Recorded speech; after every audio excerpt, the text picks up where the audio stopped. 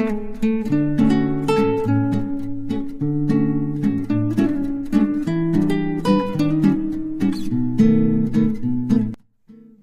মাছ ভালোবাসে না এরকম মানুষের সংখ্যা খুব কমই পাওয়া যাবে। আজকে আমি চিংড়ি মাছ দিয়ে তোমাদের একটা খুবই জনপ্রিয় রেসিপি বানিয়ে দেখাবো।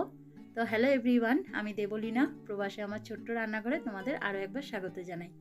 আজকে আমি তোমাদের বানিয়ে দেখাবো চিংড়ি মাছের মালাইকারি। আমি যেভাবে চিংড়ি মাছের মালাইকারি বানাই সেটাই তোমাদের এই ভিডিওতে আমি শেয়ার করব। তাহলে চলো আর বেশি দেরি করব না, সোজা রান্নায় চলে যাই।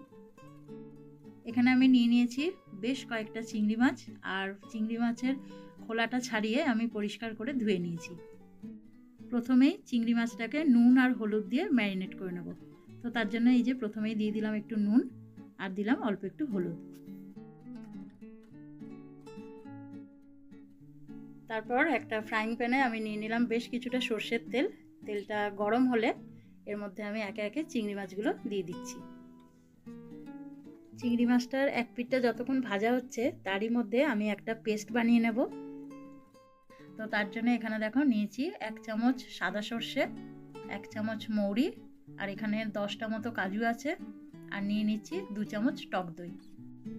এরপর এতে 3টে কাঁচা লঙ্কা দিয়ে দিচ্ছি,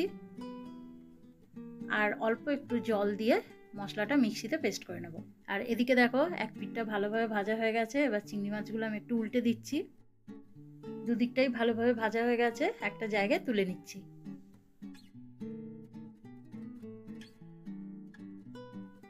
এরপর ওই তেলেই দিয়ে দিচ্ছি 1 টুকরো দারচিনি, 3টে লবঙ্গ আর 2টো এলাচ। এরপর একটা বড় সাইজের পেঁয়াজ আমি মিক্সিতে পেস্ট করে নিয়েছিলাম, সেটা এর মধ্যে দিয়ে দিলাম। তারপর পেঁয়াজটা ভালোভাবে ভেজে নিতে হবে। এখন দেখো পেঁয়াজে যে জলটা ছিল সেটা অনেকটাই শুকিয়ে গেছে, তার মানে পেঁয়াজটা বেশ খানিকটা ভাজা হয়ে গেছে ভালোভাবে। তো এবার আমি এতে দিয়ে দিলাম 1 চামচ আদা রসুনের পেস্ট।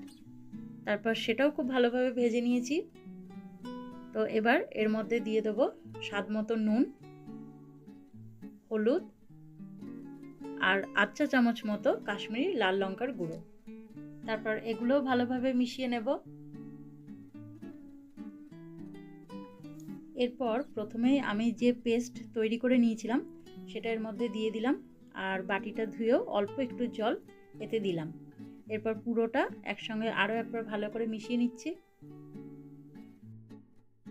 ভালোভাবে মেশানো হয়ে গেলে এর মধ্যে এবার দিয়ে দেবো নারকেলের দুধ।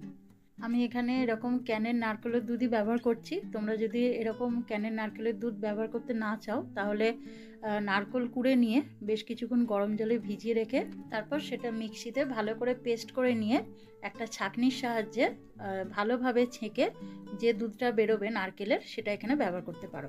তো দেখো নারকেলের দুধটা আমি খুব ভালোভাবে এখানে মিশিয়ে নিয়েছি। এরপর আমি এর মধ্যে দিয়ে দেবো 1 কাপ মতো লিকুইড দুধ। লিকুইড দুধটা দিয়েও আরও একবার ভালো করে মিশিয়ে নিচ্ছি।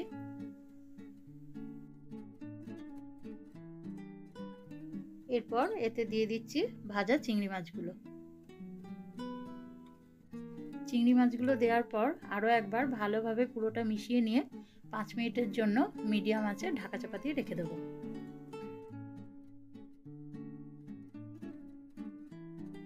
5 মিনিট হয়ে গেছে, এবার ঢাকাটা খুলে একবার মিশিয়ে নিচ্ছি। এরপর শেষে অল্প একটু গরম মশলা আর ঘি দিয়ে নামিয়ে নেব।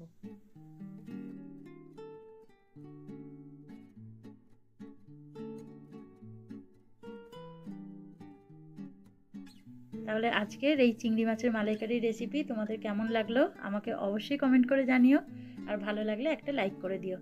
তোমরা যারা আমার চ্যানেলে আজকে নতুন এসেছো আমার চ্যানেলটিকে সাবস্ক্রাইব করে আমার পাশে থেকো। তাহলে চলো তোমাদের সঙ্গে আবার দেখা হবে নতুন আরেকটা রেসিপি নিয়ে খুব তাড়াতাড়ি। তোমরা সবাই ভালো থেকো, সুস্থ থেকো, সাবধানে থেকো।